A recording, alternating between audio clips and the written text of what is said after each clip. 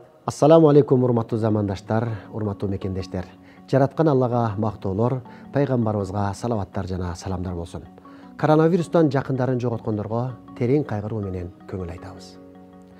Тилекке каршы коронавирус жакын адамдарыбызды, кишилерибиздин өмүрүн алып кетүүдө.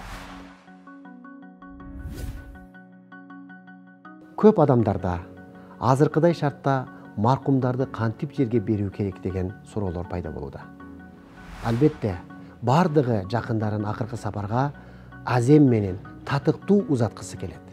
Бирок көпчүлүк катышкан маркумду узатуу иш-чаралары илдеттин жайылышына себеп болушу мүмкүн.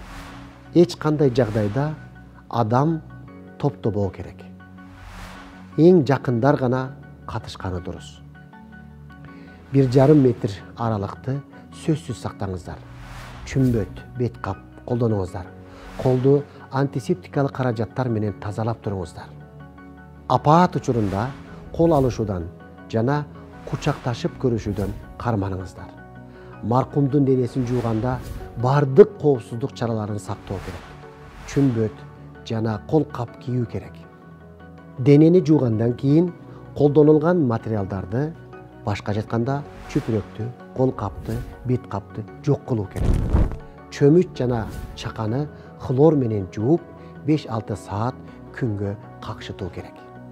Эгер дарыгерлер бейтап кайтыш болгондо денесин жууп, коргоочу материалдарга ороп берген болсо, аны ачып, денени алып чыгып, кайрадан жууга тыюу салынат. Жаназа намазын 5-7 мүнөт ичинде өткөрүү керек. Жаназага ден соолугунда үзүрү барлар, улгайгандар жана балдар катышпасын. Катышкандар социалдык аралыкты сактоосу шарт. Эгер дарыгерлер сөөгүктү дароо мөрзөгө алып барган болсо, жаназаны ошол жерден окуса болот. Маркумду жерге коюу кадимки тартиптөрдөн. Бирок ал жерде мүмкүн болушунча аз адам катышуусу абзел.